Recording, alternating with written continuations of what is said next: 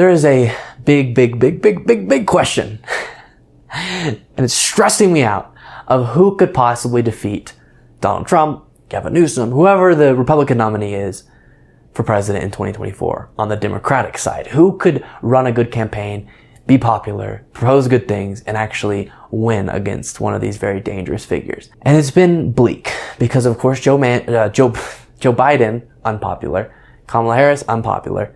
Also, big concerns with Biden's ability to do another 4 years, and just not many other obvious candidates. And so recently, Gavin Newsom, governor of California, released this attack ad against governor of Florida, Ron DeSantis. And it kind of brought up the idea and the conversation in many people's heads, but mine included, what if Gavin Newsom, governor of the largest state in the country, he's done some good things, he has a good kind of communication style, and would he be a viable candidate? And of course, this isn't me endorsing him wholesomely and saying, or endorsing him wholesale, or saying he's perfect, hasn't made horrible mistakes, all those things. It's me saying that as the options stand now, maybe Gavin Newsom is the Democratic Party's best option. And we have another good moment to look at that supports that, where he is talking about how, listen, the Democratic Party needs to, this isn't how he phrased it, but stop playing patty cakes and really call out how dangerous the Republican Party is. And in a way, you know, the January 6th committee is doing a good job of that with Donald Trump, and you have some progressives who do a pretty good job of it, but there is still this attitude of like, but we're kind of colleagues and whatever. That needs to stop. And Gavin Newsom effectively articulates how we need to be aware and communicate to the voters how dangerous this party currently is. And so I think it shows maybe what a Gavin Newsom campaign would look like. So let's take a look at this interview, and then we'll discuss kind of while we're watching it too. Specifically to support him so that if he does run again, he wins. So I have a couple observations. I was with another elected official with you at the Summit of Americas in Los Angeles a few weeks ago, as lower poll rating than Biden, Justin Trudeau.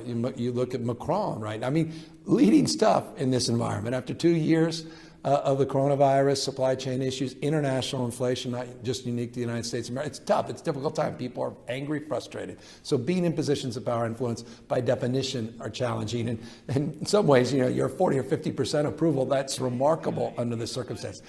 All of that is situational. And at the same time, and this is an answer to your question, you have to also recognize what you're up against. And right now, we're up against the ruthlessness of a Republican Party. And I say that not naively. I don't say that even blithely. That's not a cheap shot. You see what's happening to all the progress we've made in the 21st century. All of the rights that we in many ways have taken for granted that have been afforded since the 60s are being rolled back in real time. This is a totally different moment. And we have to wake up with a different mindset. And not just old mindset in terms of just a collaborative mindset, a cup of tea, and everyone's going to work together to get along, figure ways to advance the collective cause. And that's where the party needs to come in. Democrats need the Democratic Party, not the president, not a speaker, not an elected office holder. The party, the infrastructure, I think has to organize with more ferocity of focus, more determination to set the agenda, set the course, and put the other party on the defense. They are dominating the narrative. The facts aren't on their side, but they're dominating the narrative. And in this world right now, you dominate the narrative, you win. And that's what I'm worried about, and that's what I'm expressing. So what is the narrative that Democrats should be saying, and how should they? Good stuff. It's absolutely correct.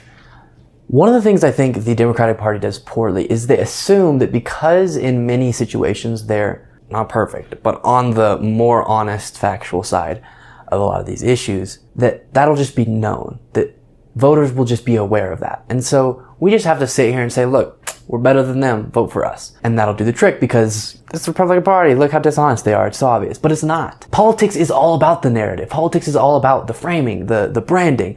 And the Democratic Party is horrible at that. And so as Gavin Newsom pointed out there, the Republican Party is winning on setting a narrative and creating this alternate reality for millions of people and motivating them in such a way that the Democratic Party is getting defeated in areas that they absolutely shouldn't. A great example of this is the overturning of Roe v. Wade, where a majority of Americans didn't want that.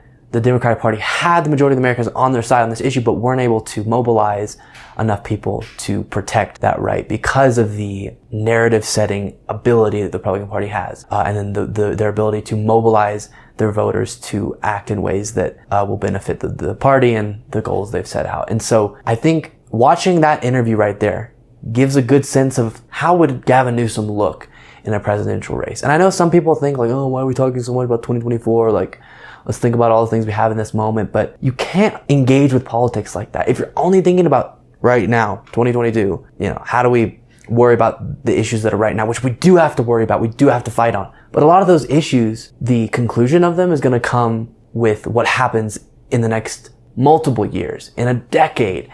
And so what happens a lot of times is we don't think, a great example of this is the overturning of Roe v. Wade, enough in advance and take actions now that will yield good results in the future. And so an example of that is we should be concerned now and be talking about and working towards 2024 right now. Otherwise, we are going to get stuck with a really damaging President Trump, DeSantis, or someone else. And so if you're someone who thinks discussing a bunch of 2024 is stupid, that's kind of my statement to you, because I think someone like Gavin Newsom, who's able to break down the issues on the table right now like he just did and explain that I'm not saying this just for campaign purposes or for political cheap shot points. I'm saying this because it's real. We have a very, very detached from reality party, led by people who want very negative consequences or have negative goals that would lead to negative consequences for most of America. And that's something we have to be actively fighting against, obviously politically fighting against. So I think Gavin Newsom, very interesting. And it looks like he is trying to make an effort to get his name out there more, which might be a good sign.